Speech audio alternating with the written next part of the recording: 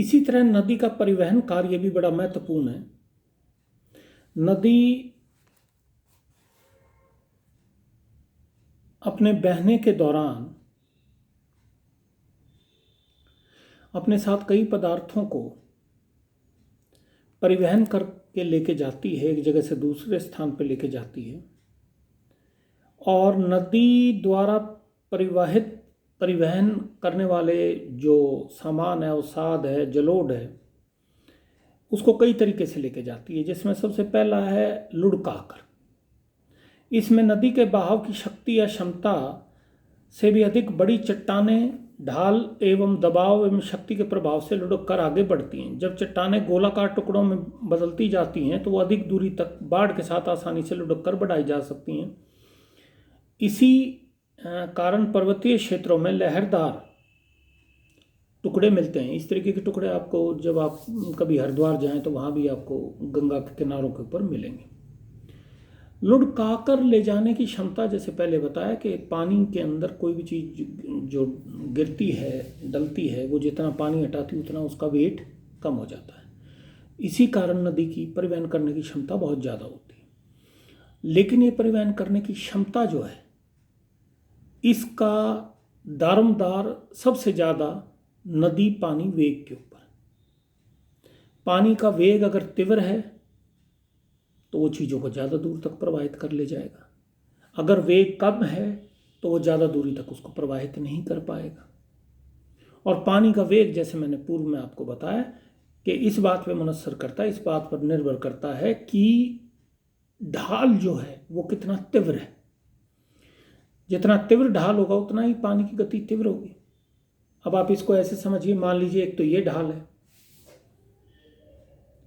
एक ये ढाल है, मेरे हाथ को आप देख सकते हैं, तो ये ढाल है, एक ये है, एक ये तो करीब करीब हॉरिजॉन्टल ही हो गया।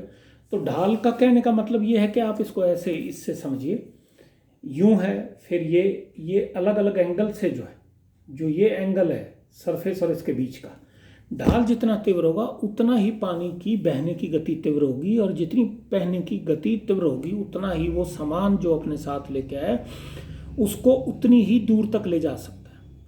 और पहली दशा जो बताई, लुढ़काकर बाय ट्रैक्शन, चीज़ों को धक्का दे देकर लुढ़काकर अपनी पेंदी में सामान को जो उसके साथ अपरदित होके है उसको लेके जाता है। दूसरा, रगड़ खाकर नदी के पैंदे में मटर जैसे दाने एवं रेत के मोटे कण रगड़ खाते हुए बहते हैं। यही नहीं, बहते पानी में मोटे कण उछल कर भी आगे की ओर बढ़ते हैं, जिससे नदी के पैंदे एवं किनारे में कटाव होता है। इस क्रिया में बहने वाले मोटे कण स्थिर नहीं रहते, जिस कारण नदी की तली पैंदे में खड़े रहने के कई बार पांव में रेत खिसकती जाती है। तो दूसरा, सामान को ले जाना है अपनी पैंदी में और वो रगड़ खाकर चलते हैं। तीसरा है बाय सस्पेंशन एंड फ्लोटिंग, झूलती एवं तैरती अवस्था में। ढाल अधिक हो, पानी की मात्रा एवं अवसाद अधिक होते हैं तो पानी में भारी मात्रा में महीन कण झूलती अवस्था में बहते रहते हैं। नदी का पानी इसी कारण बाढ़ के समय मटमैला और गंदला हो जाता है। ज्यों ज्यों नदी का पानी स्थिर होता जाता है, ऐसे झूलते महीन कण भूमि पर स्थिर होकर उपजाऊ मिट्टी की परत बिछा देते हैं। ये जो नदी के पानी के अंदर जो पदार्थ होते हैं, जिसको हम कहते हैं बाढ़ का मैदान, जिसको बड़ा उपजाऊ मानते हैं, गंगा यमुना का जो ये बाढ़ का मैदान है, बाढ़ के मैदान से और तात्पर्य ये है कि जब बरसात के समय अधिक जल उसमें आता है और वो अपने तटबंधों को तोड़कर समीपी क्षेत्र में फैल जाता है, जितने क्षेत्रों में फैलता है वो उसका नदी का बाढ़ का मैदान। तो जो उसमें सस्पेंडेड पार्टिकल, जो ऐसे कण जो उसमें लटकती और महीन अवस्था में होते हैं, वो पानी में गति कम होने के कारण धीरे धीरे पैंदे में बैठ जाते हैं और उससे बड़ी उपजाऊ मिट्टी एक उस सरफेस पे रह जाती है। बाढ़ का पानी लौटने के बाद जो ये मैदान था, ये कृषि के हिसाब से बहुत महत्वपूर्ण होता है और बहुत उपजाऊ होता है। चौथी है पदार्थों को ले जाने की, वो है घुली हुई अवस्था, बाय सॉल्यूशन। नदी जल में अनेक प्रकार के खनिज लवण, चूना युक्त चट्टानें आदि घुलती जाती हैं। ऐसा घुला हुआ नदी का भार दिखाई नहीं देता, फिर भी पर्याप्त मात्रा में नदी जल के साथ बहता रहता है। घुल के कई चीज़ें, जैसे आपको बताया, केमिकल रिएक्शन करके कई ऐसे खनिज हैं जो पानी के संपर्क में आने पे उसके साथ घुल जाते हैं।